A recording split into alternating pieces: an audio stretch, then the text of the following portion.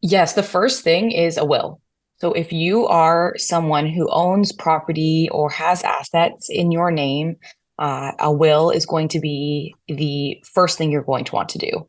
The cost of a will is pretty insignificant to litigation down the line, and it outlines your wishes, right?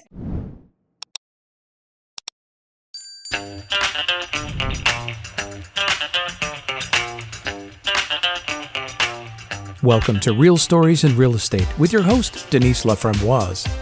Real people sharing real stories about their adventures in real estate.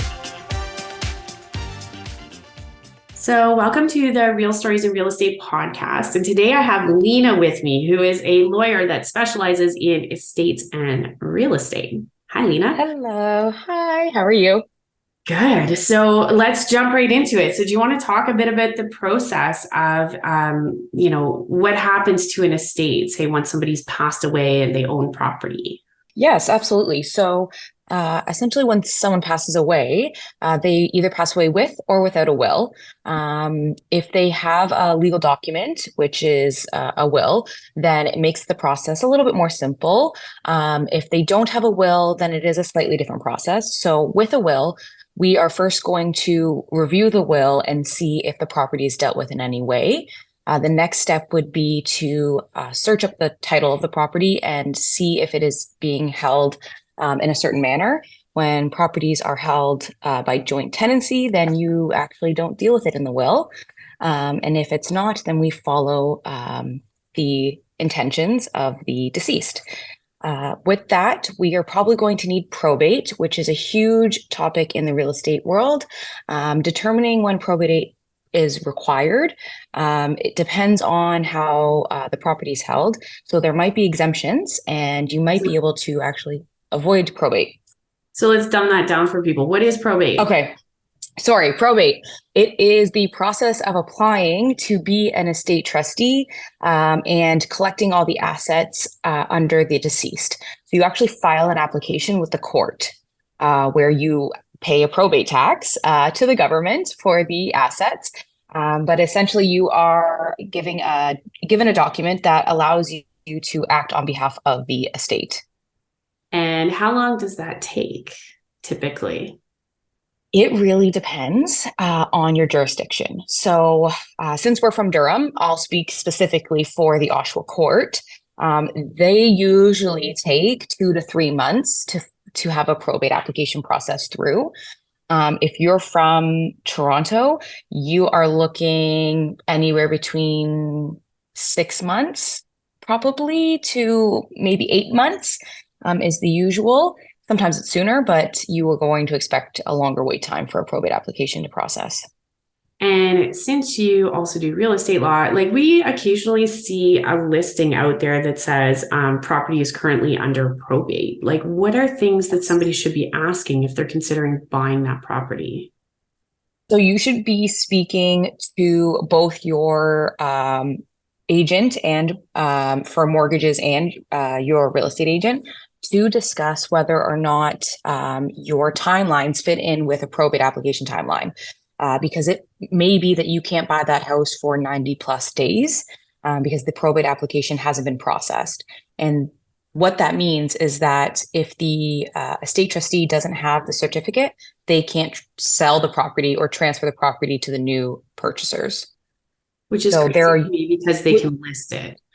Yes, they can list it. And traditionally, there are conditions within the agreement of purchase and sale that say we will extend with so many days notice for probate, which I usually tell my clients and agents do 180 days because sometimes 90 is just not enough, depending on where you are.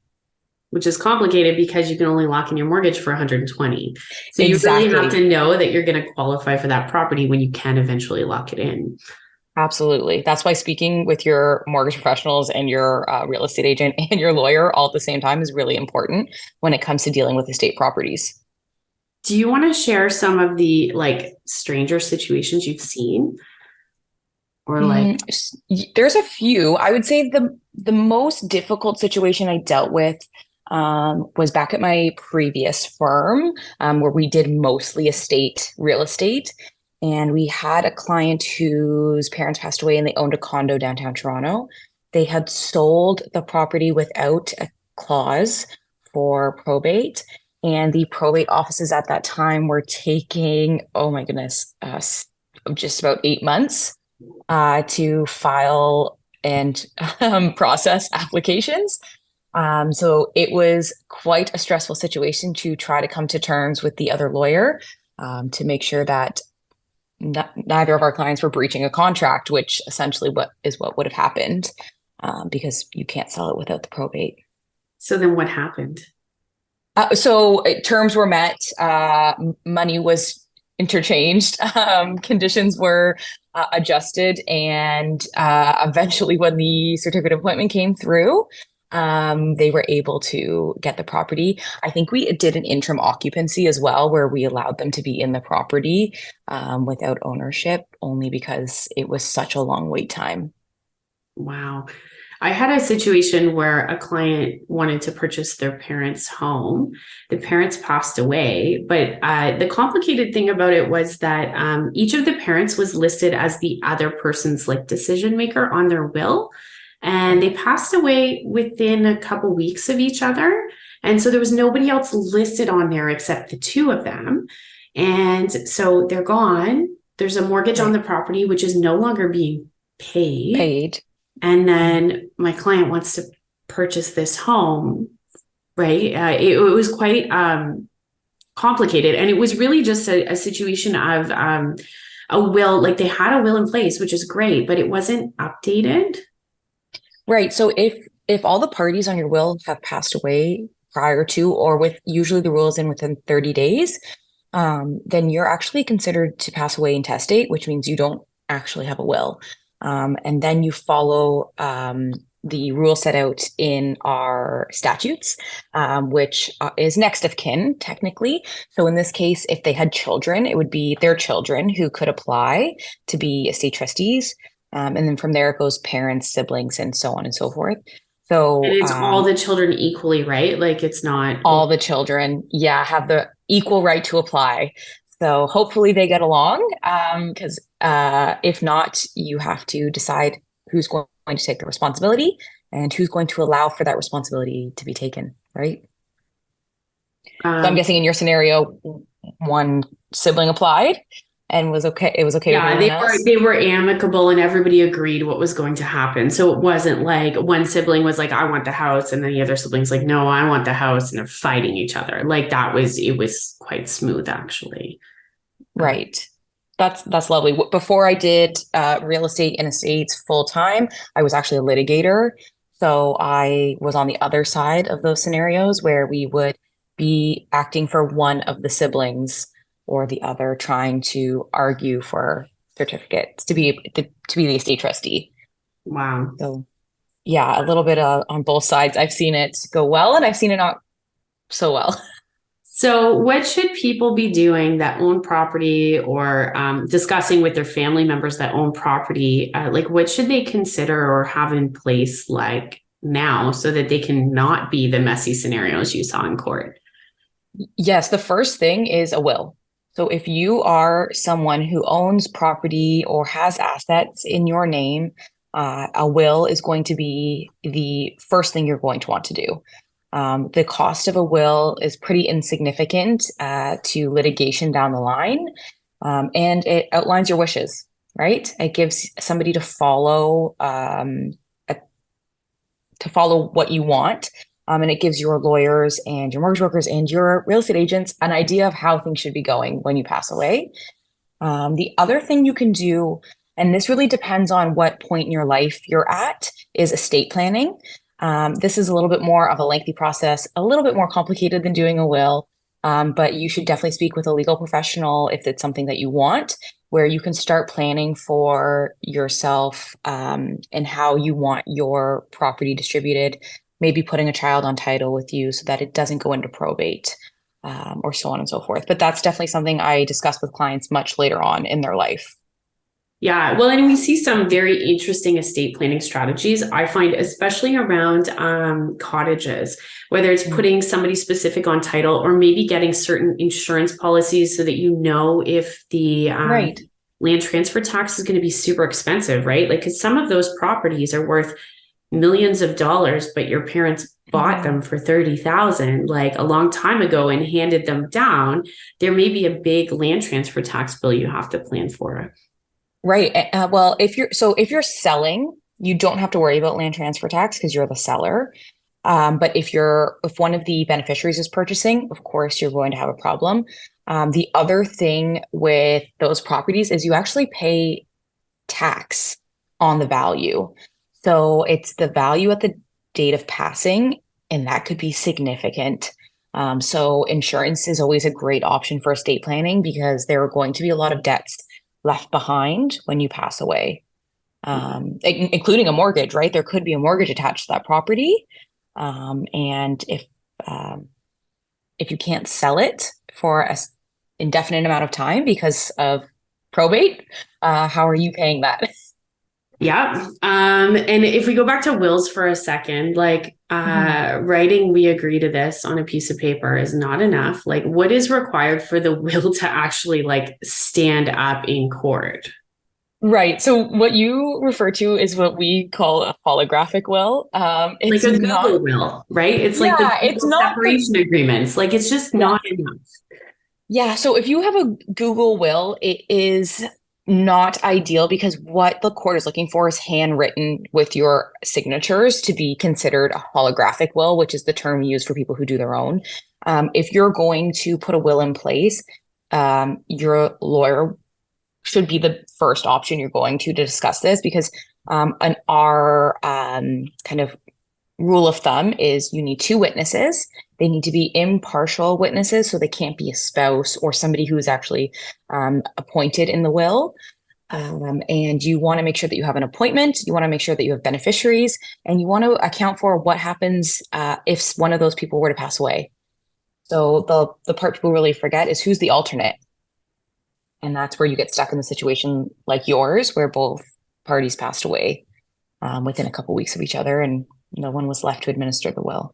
Yeah. And maybe if it's all your parents and they're getting up there, like maybe you need to add somebody younger on there as well. Like just a thought. Yes, for me, it's a minimum one alternate. So usually it's spouses to each other and then maybe children if you have them, if not siblings, someone else. And sometimes people like to do a second alternate just in case, because you don't want to have to redo your will every couple of years if you're getting up there in age and you are losing the people that you appointed, right? Awesome. Any additional tips for people about estates? I would say that if you are in a situation where you have been appointed an estate trustee and you are dealing with property, before you do anything, seek advice from the professionals. So speak to a mortgage broker, speak to a real estate agent, and speak to a lawyer before you take off and start the process. And also question your professionals about their knowledge in those areas, because sometimes it doesn't extend specifically to that type of sale or purchase or transaction. Yeah, I would say especially these types of purchases because I know from our own experience, certain lenders are easier to deal with than others, especially when there's lacking paperwork. If it's a clear will and it's clean and easy, or somebody's on title, that's very, very simple. It's not always the case that it's organized. And when it's like that, certain lenders are easier to deal with or more understanding or more willing to work with our clients than others. So sometimes depending on how reasonable the lender is, we are able to move faster than with others, right? Right. It's just finding that right fit for the scenario.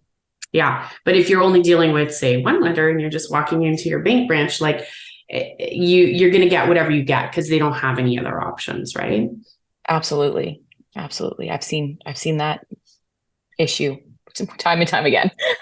And if people have more questions about estates or real estate law or anything else, where can they find you? So I am here at Birch Law. We are located in Oshawa. You can check us out at birchlaw.ca.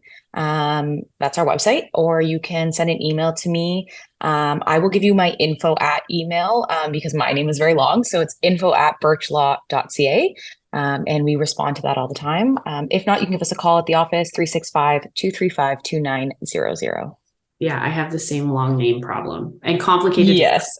Right. And my Yes. email has LaFramboise and mortgage in it, which are like the two hardest things to spell. Oh my goodness. Right. Yeah, mine's first, last at birchlaw.ca. So it's I should have picked like Birch loans. That's what I should have picked. yeah. Made it a little bit easier. Well, I really appreciate you joining and sharing with me today. And thank you. I'm sure what you shared with us will help some other people maybe avoid being in the messy category of situations when people pass away that own property. Yeah, absolutely. Anything I can do to help stay out of those scenarios it's lovely. It's lovely for me. I'm sure it's lovely for you to not have to deal with them. So right. And this is the Real Stories in Real Estate podcast. So you can hear this wherever you consume your podcasts, on Amazon or Spotify or anywhere else. So thanks so much for joining us. And see you next time.